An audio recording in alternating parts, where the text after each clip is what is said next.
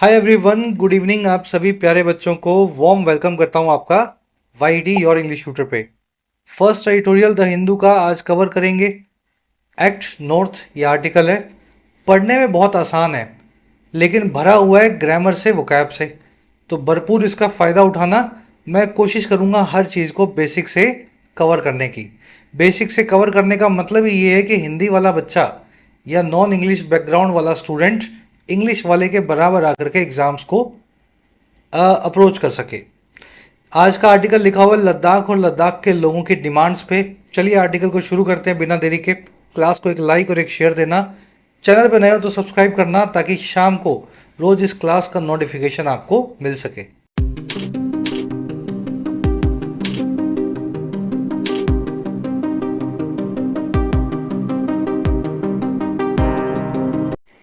कैराजी act north.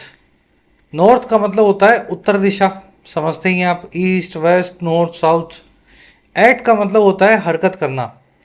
Act north एक phrase अंग्रेजी में जिसमें एक्ट वर्ब का काम करेगा, नॉर्थ एडवर्ब का काम करेगा।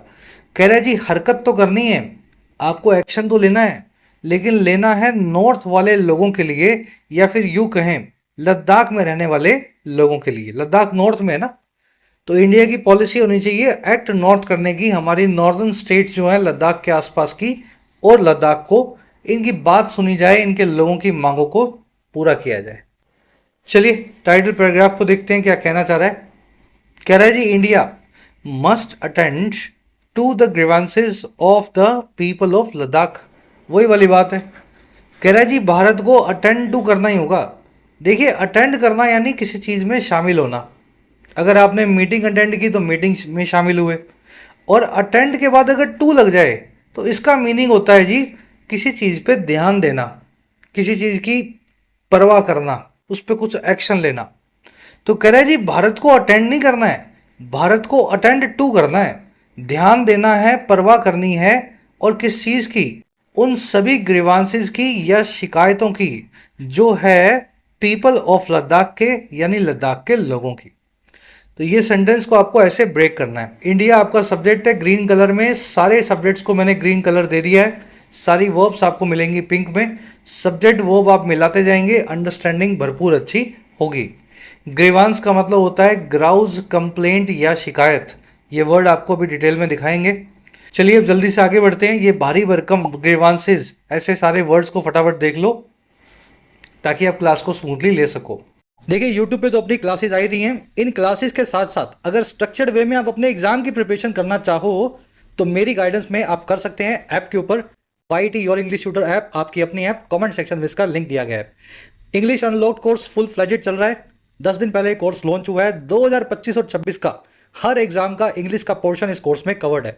बिल्कुल बेसिक ग्रामर से चलेंगे और आगे बढ़ते हुए रीडिंग तक, कॉम्प्रीहेंशन तक, वोकैब तक, और एग्जाम के रेलिवेंट जितने भी क्वेश्चंस होते हैं 125-150 घंटे के इस कोर्स के अंदर सब चीज़ें कवर्ड हो जाएंगी।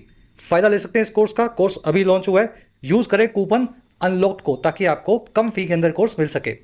इसी के साथ में ऐप पे आपको मिलेगा हमारा सुपर हिट राइटिंग का कोर्स।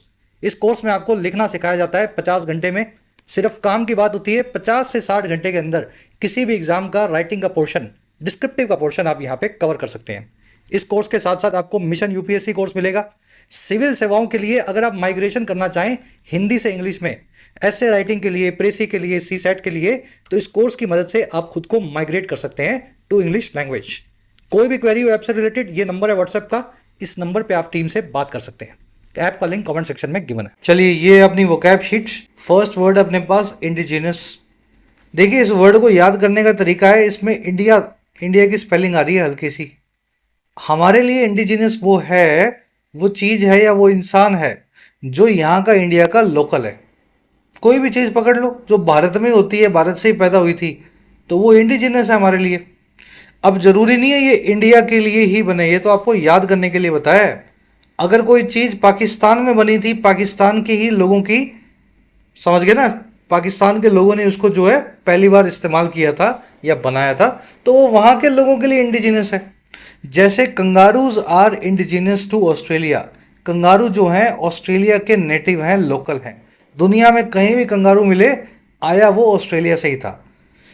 चलिए, ऐसे इस वर्ड को याद रखना है, इंडिया से खाली मत जोड़ना, हर कंट्री के लिए कोई ना कोई चीज़ इंडिजिनस होती है। ये वर्ड आप आर्टिकल में देखेंगे, इसको अबॉर्जिनल, डेनिजन और हैबिटेंट भी बोलते हैं। अगला वर्ड है हमारे पास इन टेंडम। टेंडम वो वाली बाइसाइकिल है, देखो हमारे यहाँ तो नहीं चलती लेकिन अंग्रेज चलाते हैं खूब। इसमें क्या होगा जी, साइकिल में दो पहिए होते हैं ना, इसमें तीन या चार या पांच पहिए होंगे और इसको चलाएगा एक आदमी नहीं, इस पे दो या तीन लोग भी बैठे होंगे, एक यहाँ बैठा है, एक यहाँ बैठा है, एक यहाँ बैठा है, और मिल करके चला रहे हैं। इस बाइसाइकिल को अंग्रेजी में बोलते हैं टेंडम, TANDEM।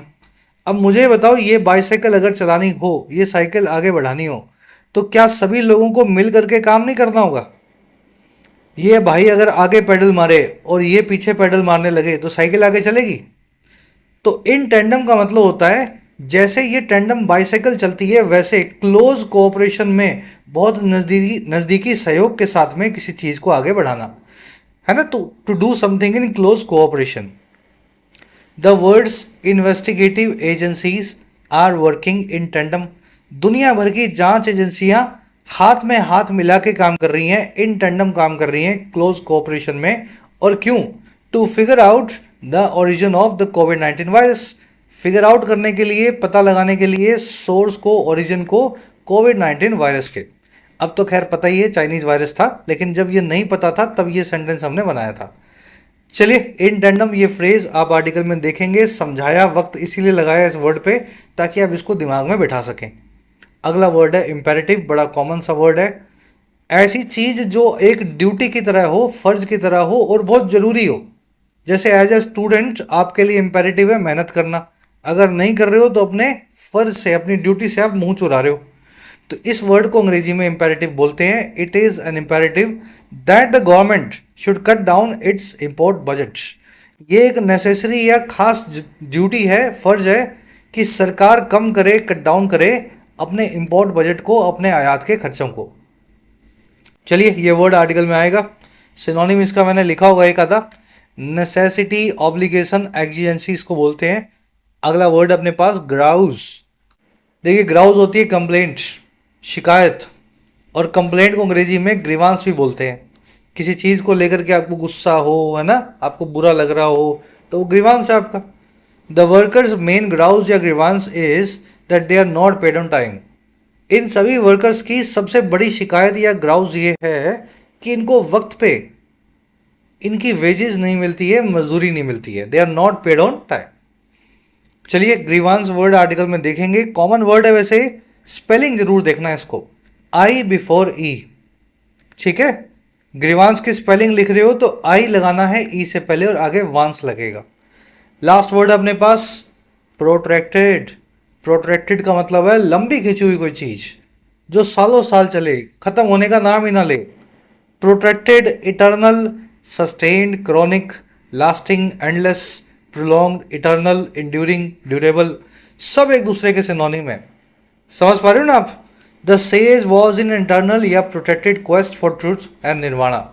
ये सेज जो था, संत जो था, एक ऐसी क्वेस्ट में था, खोज में था जो प्रोट्रैक्टेड थी, लंबी खिंची हुई थी, या फिर इटर्नल थी। इटर्नल का मतलब होता है जो खत्म ही ना हो, और ये क्वेस्ट थी या खोज थी सच की और मोक्ष की, निर्वाण की।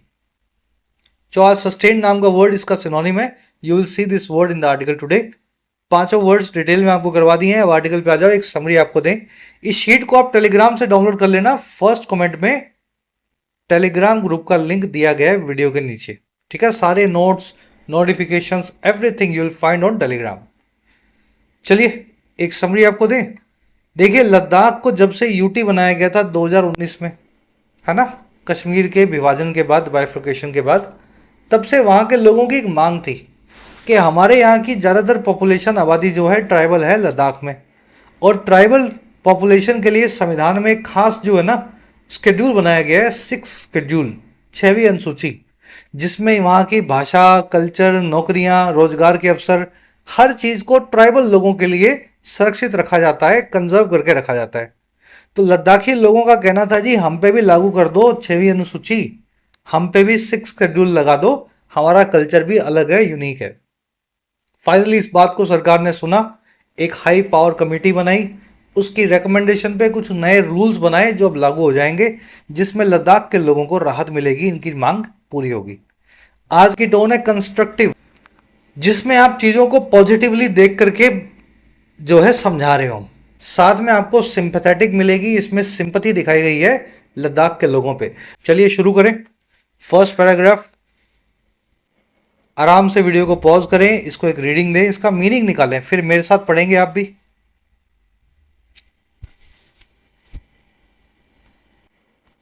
चलिए, कह रहे जी द मेजर्स, एक सेकेंड ना, the measures notified by the center on June 3rd seek to address the several concerns that have been raised by the people of Ladakh। कह रहे बहुत सारे मेजर्स या कदम आए हैं, और कौन से कदम हैं? जो नोटिफाइड है, जिनको नोटिफाई करवाया गया है, और किसके द्वारा? सेंटर के द्वारा, यानी केंद्र सरकार के द्वारा। और कब? 3 जून को।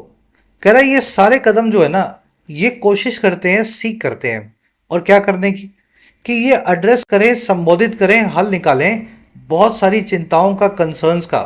और ये वही चिंताएं हैं, कंसर्न्स हैं जो उठाए गए हैं पीपल ऑफ लद्दाख के द्वारा, लोगों के द्वारा लद्दाख के। और ये किस बारे में है? Regarding their language, culture and land. ये बारे में है उनकी लैंग्वेज यानी भाषा के, उनकी संस्कृति यानी कल्चर के, और उनकी लैंड यानी उनकी जमीन के। चलिए, सेंटेंस को आपने ब्रेक किया। मेजर्स बनेगा मेन सब्जेक्ट, वर्ब बनेगी इसकी सीख। सीख का मतलब है किसी चीज को पाने की कोशिश करना। अब ये जो बीच में लिखा हुआ ये क्या है, समझो इस चीज को। ये मेजर्स वो हैं जो नोटिफाइड हैं, जिनको नोटिफाई किया गया है, जिनको पब्लिश किया गया है, ऐसा समझ लो, अखबारों में, न्यूज़पेपर्स में, टीवी पे। तो ये वर्ब की थर्ड फॉर्म एडजेक्टिव है, मेजर्स के बारे में एडिशनल इंफॉर्मेशन देने वाला। और ये नोटिफाई किसने किया? सेंटर ने किया, केंद्र सरकार ने किया, तो बाय लगा के बता दिया। और कब किया? जून 3 को किया, तो ऑन लगा के बता दिया। तो बीच में सारी इंफॉर्मेशन जो है खास इंफॉर्मेशन है सब्जेक्ट मेजर्स के लिए। चलिए, दैट आया है कंसर्न्स के लिए। कंसर्न का मतलब होता है चिंता। दैट की वर्ब है हैव बीन रेज्ड, वो कंसर्न्स जिनको पैसिव वॉइस में रेज किया गया है। रेज करना, किसी चीज को उठाना, किसी मुद्दे को सबके सामने लाना। कह रहे जी these issues come to the fore after the special status of the former state of Jammu and Kashmir under article 370 was withdrawn in 2019। कह रहे ये इशू आज के नहीं है, ये इशू बहुत पुराने भी नहीं है। ये सारे इश्यूज जो लद्दाख के लोगों के हैं, कल्चर और लैंग्वेज के, ये केम टू द फोर हुए, सबके सामने आए। फोर का मतलब होता है फोर फ्रंट, सामने। केम का मतलब होता है ना। तो ये सारे मुद्दे हमारे सामने आए, और कब आए? इस घटना के बाद, जब स्पेशल स्टेटस जो है, खास दर्जा जो है, हमारी पुरानी या उस वक्त की जो हुआ करती थी स्टेट यानी राज्य जम्मू एंड कश्मीर, आर्टिकल 370 में उसको विड्रॉ किया गया था, उसको हटाया गया था 2019 में। तब से लद्दाख में ये सारे इश्यूज खड़े हुए हैं, जब से कश्मीर का खास दर्जा उससे ले लिया गया है। कह रहे जी और क्या किया गया था कश्मीर के साथ? And it was bifurcated into 2 union territories, और इसको बाइफरकेट किया गया था, विभाजन किया गया था 2 हिस्सों में। और किसमें? यूनियन टेरिटरीज में, यूटीज में। ठीक है, तो इश्यूज बनेगा सब्जेक्ट, वो बनेगी इसकी केम। केम की कम की सेकंड फॉर्म है came. Issues came to the fore, come to the fore करना, सबके सामने आना, देख ही चुके हैं आप ऑलरेडी। स्पेशल स्टेटस की वर्ब है वॉज विड्रॉन, विड्रॉ करना, किसी चीज़ को खींच लेना। इट आया है कश्मीर के लिए, वर्ब है इसकी was bifurcated, again passive voice है। बाइफरकेट करना, किसी चीज़ को बाई यानी 2 हिस्सों में तोड़ना। ट्राइफरकेट यानी 3 हिस्सों में तोड़ना, है ना। बाई ट्राई पकड़ा करो, इससे आपको समझ में आएगा कितने हिस्से हुए थे। चलिए बढ़े आगे, नेक्स्ट पैराग्राफ आ जाओ। रीडिंग जरूर से देनी है पहले, जब मैं साथ में पढ़ूं तब पढ़ा करो, बाद में पढ़ा करो, पहले खुद से रीडिंग दिया करो। कह रहे new policies on reservation, languages, domicile and composition of hill councils for the UT of Ladakh include a provision for up to 85% reservation for indigenous people in government jobs। कह रहे जो नई पॉलिसीज बनी है, अच्छा किस चीज़ पे बनी है भाई? एक तो बनी है रिजर्वेशंस पे यानी आरक्षण पे, दूसरी है भाषा पे, तीसरी है आपके डोमिसाइल पे, मूल निवास पे। मूल निवास समझते हैं ना, आप कहाँ पैदा हुए थे या कहाँ पे कई सालों से रह रहे हैं, वो आपका डोमिसाइल बन जाता है। और लास्ट में कॉम्पोजिशन को लेकर के या निर्माण को लेकर के हिल काउंसिल्स का। हिल काउंसिल्स क्या है? पहाड़ में यानी हिल में रहने वाले लोगों की छोटी छोटी कमिटीज होती हैं, अपने लोकल प्रशासन को चलाने के लिए ग्राम पंचायत की तरह काम करती हैं। कह रहे ये सारी जो पॉलिसीज है ना इस प्रकार की, इन चीज़ों को लेके, और ये पॉलिसीज थी लद्दाख के लिए, for the UT of Ladakh. इसमें इंक्लूड है, और क्या क्या इंक्लूड है इसमें? एक तो प्रोविजन इंक्लूड है ये वाला कि 80 या 85% रिजर्वेशन मिलेगा लद्दाखियों को, इंडिजिनियस पीपल को। इंडिजिनियस मतलब उस एरिया के लोग जो लद्दाख में पैदा हुए हैं या लद्दाख का जिनके पास राशन कार्ड है। तो 85% उनको मिलेगा आरक्षण। और कहाँ मिलेगा? सरकारी नौकरियों में।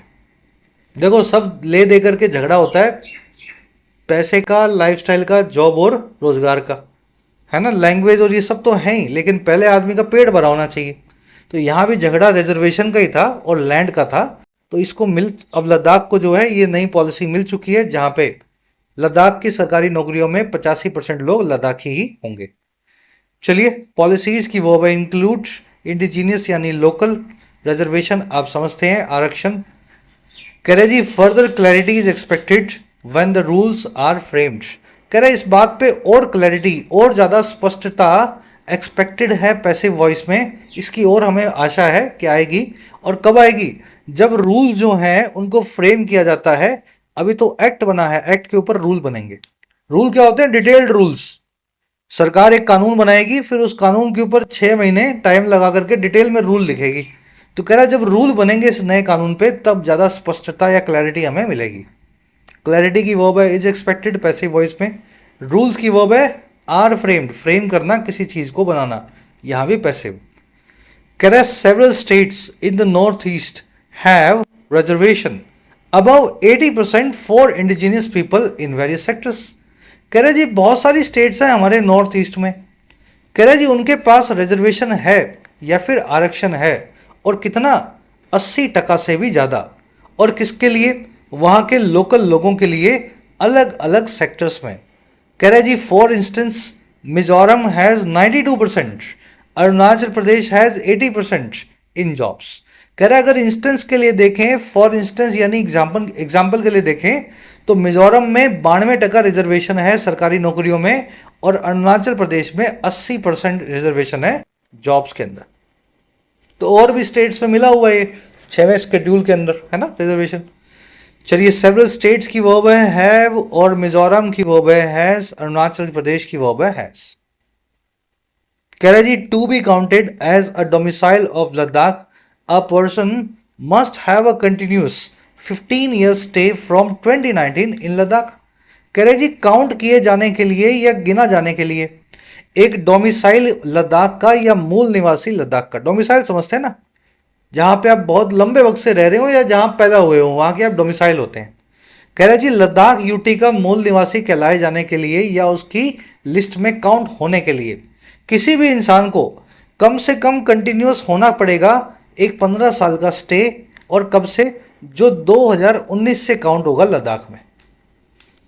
भाई पुराने लोग जो हैं वो तो लद्दाखी तो वहीं के हैं ही, कोई बाहर से जो आया है अगर 2019 में वहाँ आके बसा, जब इसको यूटी बनाया गया था, तो वहाँ से उसको 15 साल लद्दाख में रहना होगा, उसके बाद वो वहाँ का लद्दाखी माना जाएगा। चलिए अब पर्सन की वर्ब है मस्ट हैव। अब 19 से 15 जोड़ लो, यानी 2034 में जाकर के कोई आदमी 15 साल वहाँ रह ले, फिर वो लद्दाख की सरकारी नौकरी के लिए अप्लाई कर सकता है, स्टेट गवर्नमेंट के लिए। चलिए एक कॉन्सेप्ट है ग्रामर वाला, फटाफट देख लो। देखिए 15 साल, ईयर्स लगा हुआ है पीछे, प्लूरल है, आगे 15 लिखा हुआ है, बिल्कुल ठीक है।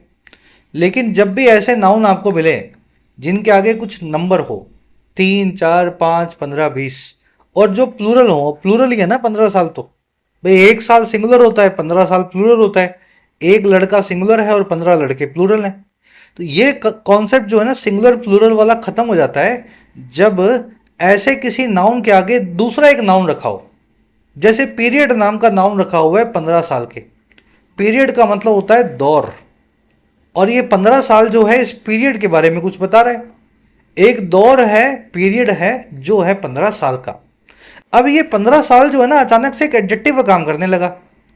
अकेला आया था तो नाउन था, पीछे एस लेके घूमता था, लेकिन जैसे ही एक दूसरे नाउन के आगे लगा और उसके बारे में एडिशनल इंफॉर्मेशन देने लगा तो ये 15 साल एक एडजेक्टिव बन गया। और अंग्रेजी क्या कहती है, इंग्लिश लैंग्वेज में एडजेक्टिव्स को प्लूरलाइज नहीं किया जाता, पीछे एस नहीं लगाया जाता। ऐसे केस में 15 ईयर्स के पीछे का एस आप निकाल देंगे और बीच में एक हाइफन लगा देंगे ये बताने के लिए कि ये एक एडजेक्टिव है। वैसे ही 3 मील, 3 माइल्स, बिल्कुल सही लिखा हुआ है, माइल्स एक से ज़्यादा है, प्लूरल है। लेकिन जैसे ही 3 माइल्स के आगे मैंने रेस लगाया, रेस का मतलब होता है दौड़, दौड़ अपने आप में एक नाउन है, तो ये 3 माइल इस नाउन के लिए एडजेक्टिव का काम करेगा। रेस कैसी है, लंबी है, छोटी है, दिन की रेस है, रात की रेस है, रेस है 3 माइल्स की। तो 3 माइल ने रेस के बारे में कुछ बताया तो ये बन गया एक एडजेक्टिव। अब जैसे ही एडजेक्टिव बना, इस बेचारे का एस हमने छीन लिया और बीच में इसके डैश लगा दिया। तो ये हाइफनेटेड एडजेक्टिव का कॉन्सेप्ट आपको अंग्रेजी में आना चाहिए। All athletes will participate in the 3 miles race. सारे एथलीट जो है पार्टिसिपेट करेंगे 3 मील की इस रेस में। रेस नाम के नाउन के लिए 3 माइल्स आपने एडजेक्टिव यूज किया है ये खुद में अपने आप में नाउन, लेकिन काम कर रहा है एडजेक्टिव का। तो क्या करना है, इस रेस का मुंह देखते हुए इस माइल्स के पीछे का एस हटा देना है और बीच में डैश लगा देना है। Performance over the last 3 miles of the race will be decisive. जो परफॉर्मेंस है या फिर आपका जो प्रदर्शन है और कब, आखिरी 3 मील में इस रेस के, वो डिसाइसिव होगा, वही निर्णायक होगा, वही बताएगा आप जीतोगे या हारोगे। यहाँ पे 3 माइल जो है ये कोई एडजेक्टिव नहीं है, इसके बाद में कोई नाउन दिख रहा है आपको, आगे तो लगी हुई है प्रेपोजिशन ऑफ, मतलब ये एडजेक्टिव नहीं है, ये एक नाउन है। तो फिर इसके साथ में ऐसा मत करो, ये सुलूक इसके साथ में मत करो, समझ रहे हो। तो इसके बीच का जो है डैश को निकाल दें और 3 माइल्स ही लिखें, एस के साथ में ही लिखना है, एडजेक्टिव ना होकर के नाउन का काम कर रहा है। तो याद रखना, ऐसे मेजरमेंट्स के आगे जब दूसरा कोई नाउन मिल जाए तो इन मेजरमेंट्स को आपको सिंगुलर बनाना होता है। तो यहाँ देखो, स्टे का मतलब होता है कहीं पर रहना, स्टे मतलब आपका अकोमोडेशन, ठहराव। तो ये 15 साल का स्टे होना चाहिए, 15 ईयर को हमने डैश बीच में लगा के पीछे का एस हटा दिया। बड़े नेक्स्ट पैराग्राफ पे आगे 15 ईयर मिलेगा नाउन की तरह, वहां पे आपको एस लगा हुआ मिलेगा।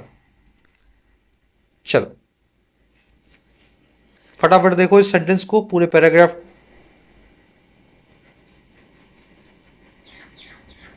कह रहे जी, this means that migrants in Ladakh after it lost its special status in 2019 will be considered for domicile only after 2034।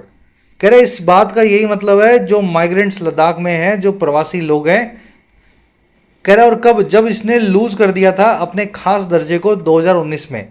कह रहा अब वो कंसीडर होंगे या माने जाएंगे डोमिसाइल के लिए या फिर मूल निवासी के लिए, कब, 2034 के बाद ही। तो 2019 में अगर आप लद्दाख में जाके बसे तो 2034 से पहले आप लद्दाखी नहीं हो और आप सरकारी नौकरियों में 80-85% रिजर्वेशन के हकदार भी नहीं हो। दिस की वर्ब है मीन्स, माइग्रेंट्स की वर्ब है विल बी कंसीडर्ड, माइग्रेंट्स को कंसीडर किया जाएगा, पैसिव वॉइस लगा हुआ है यहाँ पे, है ना, V3 है। इट आया है लद्दाख के लिए, वर्ब है इसकी लॉस्ट, वर्ब की सेकंड फॉर्म लगी हुई है।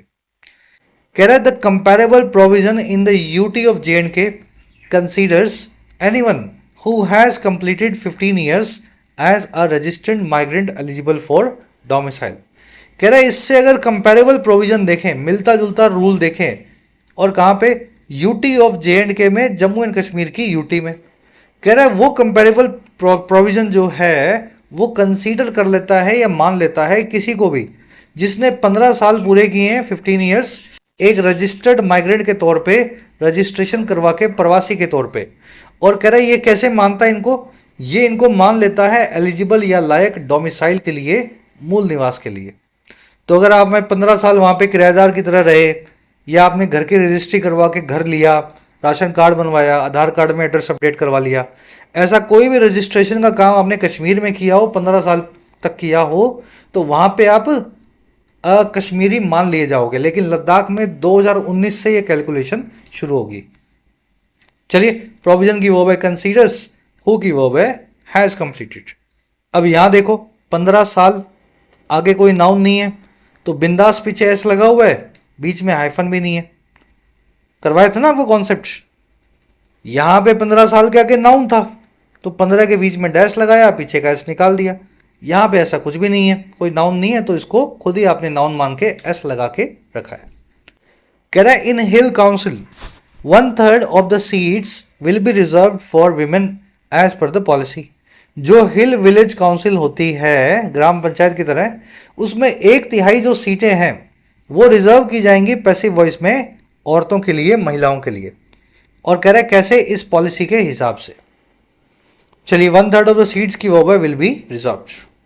कह रहा है इंग्लिश, हिंदी, उर्दू, भोटी और Purgi languages will be the official languages. कह रहा है ये चारों पांचों लैंग्वेजेस या भाषाएं जो हैं अब वो वहाँ की ऑफिशियल या सरकारी लैंग्वेजेस हैं, औपचारिक लैंग्वेजेस हैं। These measures fall short of the demands that civil society organizations in Ladakh have been raising। कह रहे हैं ये सारे मेजर्स अच्छे हैं, ये कदम जो सरकार ने उठाए हैं बिल्कुल ठीक है, लेकिन फिर भी ये फॉल शॉर्ट ऑफ करते हैं, थोड़े कम रह जाते हैं उन डिमांड से या उन मांगों से जिनको सिविल सोसाइटी ऑर्गेनाइजेशन ने, वहाँ के एनजीओज ने, वहाँ के आम आदमी की जो संस्थाओं ने लद्दाख में रेज करते आ रहे हैं, वो लोग जो उठाते आ रहे हैं। तो इससे ज़्यादा उनकी मांगे थी। ये जो आपने किया है सरकार ने ये भी काफ़ी है, लेकिन इससे ज़्यादा भी उनको चाहिए था। चलिए मेजर्स की वो है fall short of. Fall short of होना, किसी चीज़ में कमतर साबित होना, जो डिमांड है उसको फेल टू मीट करना, यानी उसको पूरा ना कर पाना। सिविल सोसाइटी ऑर्गेनाइजेशंस का कुछ मतलब नहीं है, इसका मतलब होता है एनजीओस, है ना, जो आपके और मेरी तरह के लोग चलाते हैं किसी एरिया में लोगों के वेलफेयर के लिए, वो होते हैं सिविल सोसाइटी। वो अब इसकी have been raising, present perfect continuous tense लगा हुआ है। ये वो मांगे हैं जो वो उठाते आ रहे हैं पास्ट में भी और प्रेजेंट में भी। चलिए एक कॉन्सेप्ट और देख लो ग्रामर का, बड़ा इजी है, बड़ा लॉजिकल कॉन्सेप्ट है। देखिए 1/3 1/3, शुरू में क्या आ रहा है, 1 आ रहा है। 1/4 1/4, शुरू में क्या आ रहा है, 1 आ रहा है। जब भी कोई रेशो ऐसा मिले आपको 1/3 1/4 1/5 1/6 100, जो भी जिसके शुरू में 1 आ रहा हो, तो उस रेशो में पीछे आपको एस नहीं लगाना, 1/3 ही लिखना है, 1/3 आपको नहीं लिखना। 1/4 लिखना है, 1/4 आपको नहीं लिखना।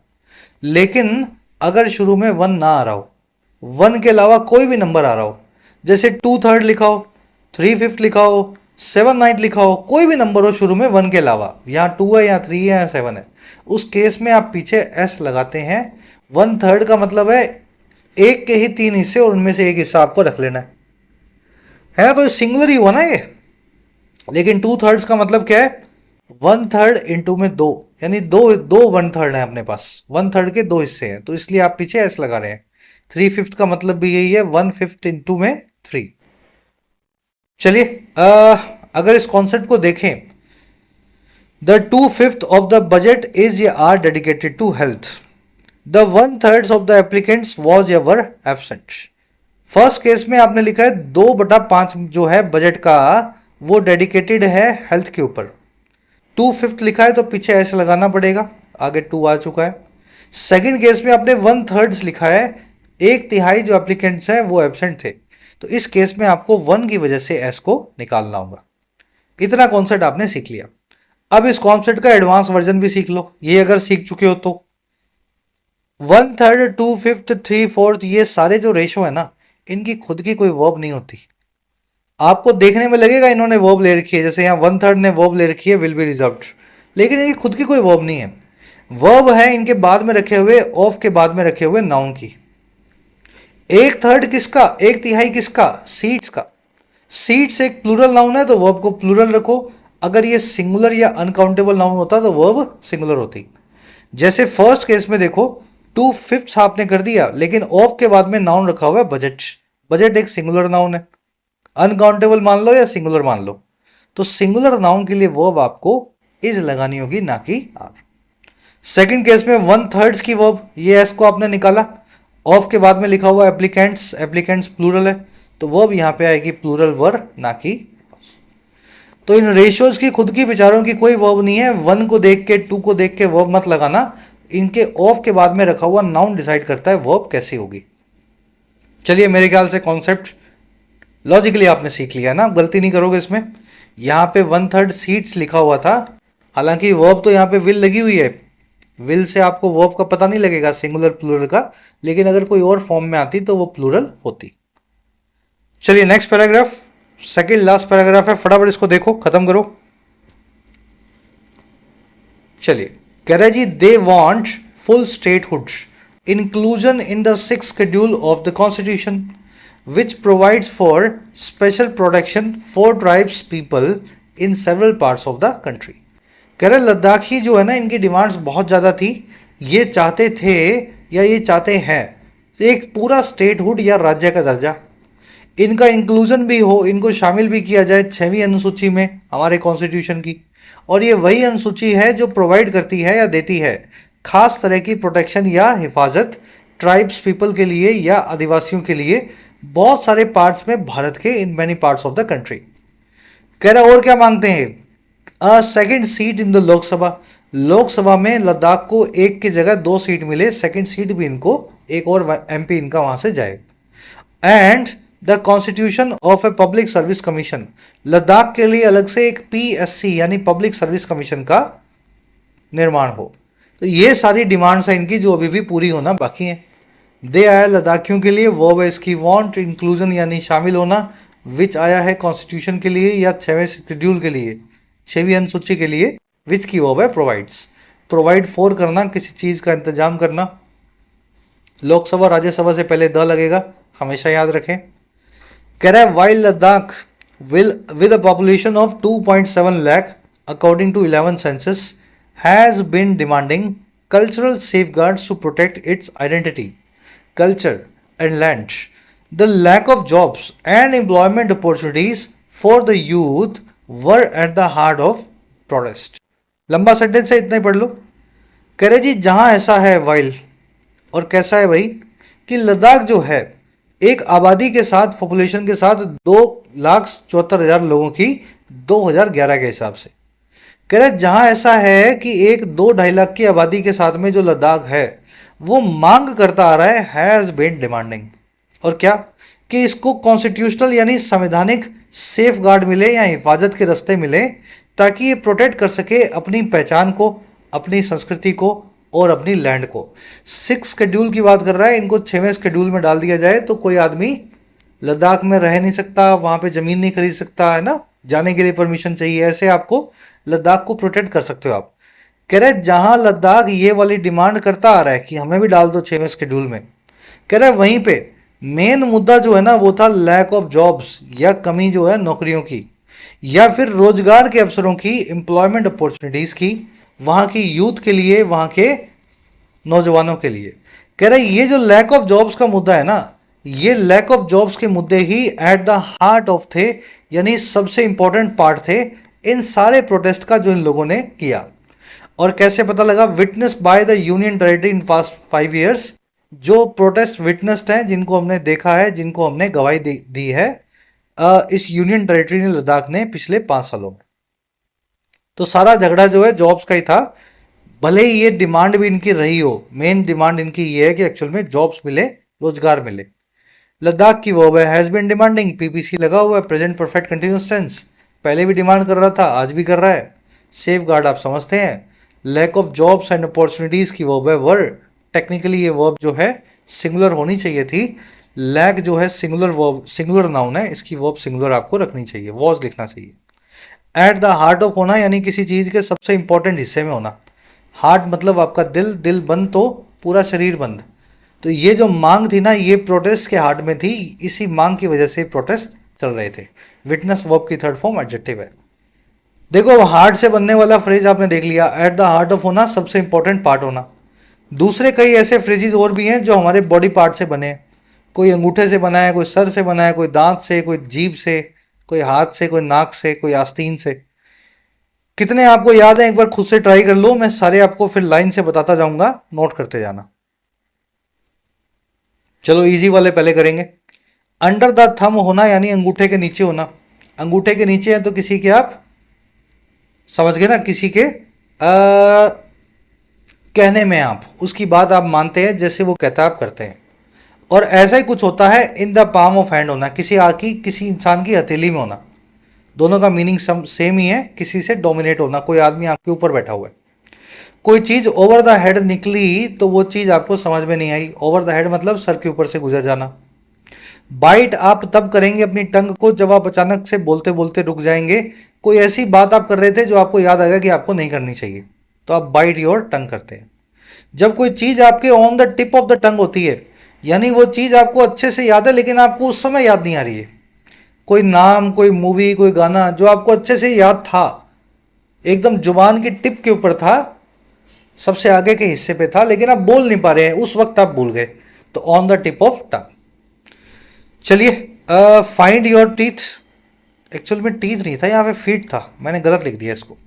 फाइंड योर फीट करना यानी किसी एरिया में, किसी डोमेन में, किसी फील्ड में अपना मुकाम बनाना। जैसे किसी नए करियर को आपने शुरू किया, अब वहाँ अपने फीट फाइंड कर रहे हैं, यानी अपने पाँवों पे खड़े हो गए हैं उस करियर के अंदर, अब आप अपना मुकाम बना चुके हैं। Find your feet. To the bone का मतलब है बिल्कुल अंदर तक, एकदम मैक्सिमम एक्सटेंट तक। जब कोई चीज़ आपको लगती है और अंदर तक जाती है, हड्डी तक, बोन तक जाती है, तो बहुत तेज लगती है। तो टू द बोन का मतलब होता है एकदम गहराई में, मैक्सिमम एक्सटेंट तक। कफ होती है आस्तीन। ऑन द कफ का मतलब होता है जी उधार में। ऑफ द कफ का मतलब होता है बिना सोचे समझे, बिना प्रिपरेशन के। ये दोनों ईडियम्स मैं आपको ईडियम की क्लास में करवा चुका हूँ, ज़्यादा डिटेल में नहीं जाऊँगा। ऑन द कफ मतलब उधारी में, कोई सामान आप लेके आए, on the cuff. Off the cuff का मतलब है बस कर दिया आपने बिना किसी प्रिपरेशन के, एग्जाम में बैठ गए ऑफ द कफ, बिना किसी तैयारी के। कौन सा बचा लास्ट में? By the skin of the teeth. आपके दांत की कोई स्किन है क्या? अगर है भी तो बहुत पतली है, वो तो महीन है। अगर किसी चीज को आप by the skin of the teeth कर रहे हैं ना, तो आप उसको बाल बाल कर रहे हैं।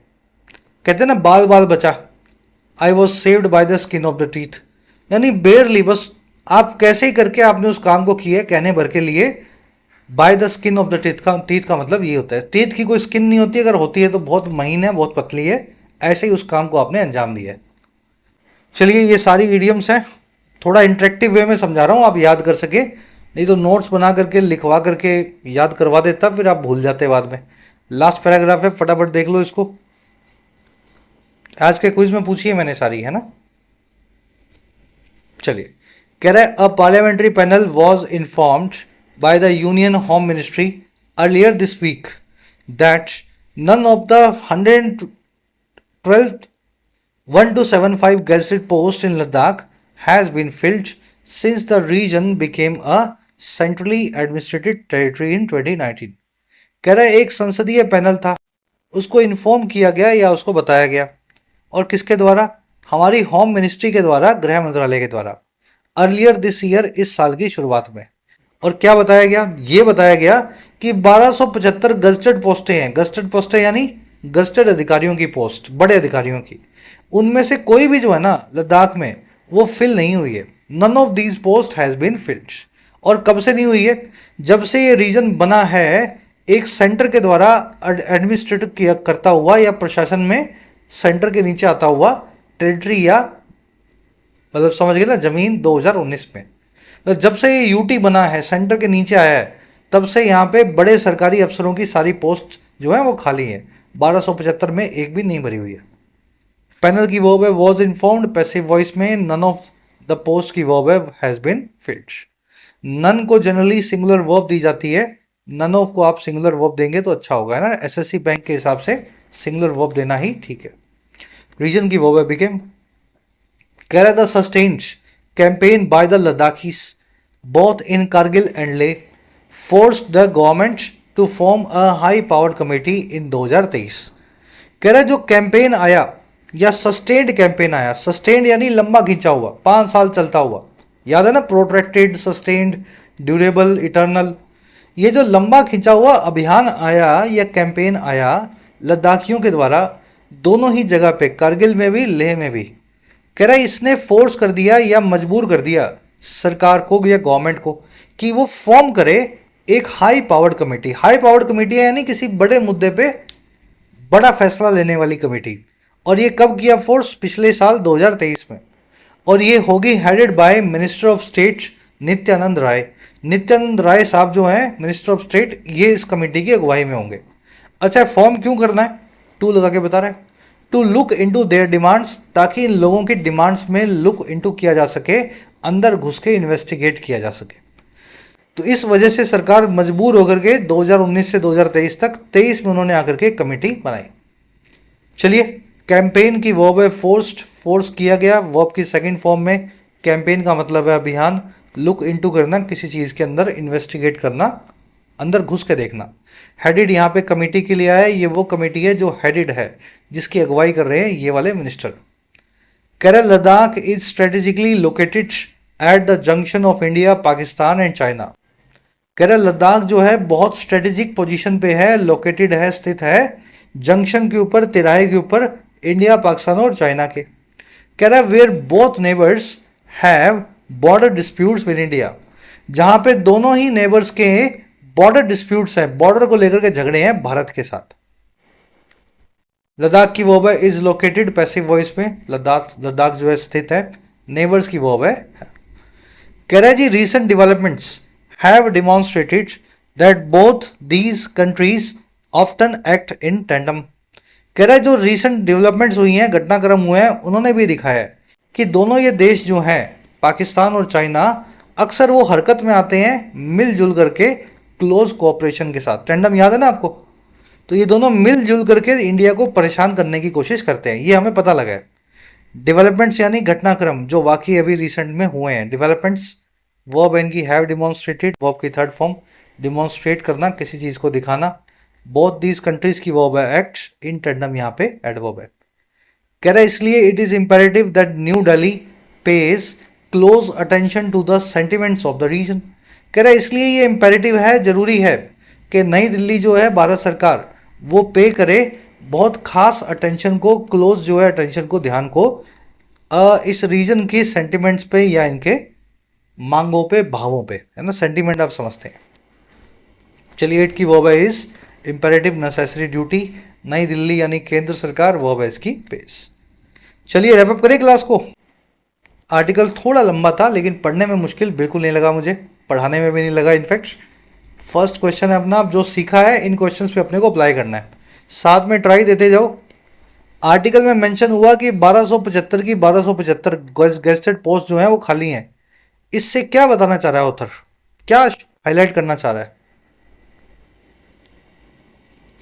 इससे ये दिखाया जा रहा है भाई कि एडमिनिस्ट्रेटिव एफिशिएंसी नहीं है, काम कौन करेगा अगर अधिकारी नहीं बैठा तो, है ना। प्रशासन जो है बिल्कुल भी कुशल नहीं है, लैक ऑफ अपॉर्चुनिटी है, लद्दाखी लोगों को नौकरी मिल नहीं रही, तो यही चीज इससे बताई जा रही है। चलो एक और क्वेश्चन अपने पास कॉम्प्रिहेंशन का। ये जो 15 साल का डोमिसाइल है 2019 से शुरू होगा लद्दाख में, इस बात की क्या सिग्निफिकेंस है?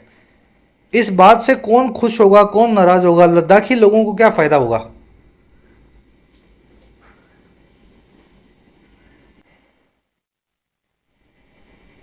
अरे भाई साहब, ये इंश्योर करेगा कि फेयर अपॉर्चुनिटी मिले या सही तरीके से मौका मिले वहां के लोकल आदिवासियों को जॉब में।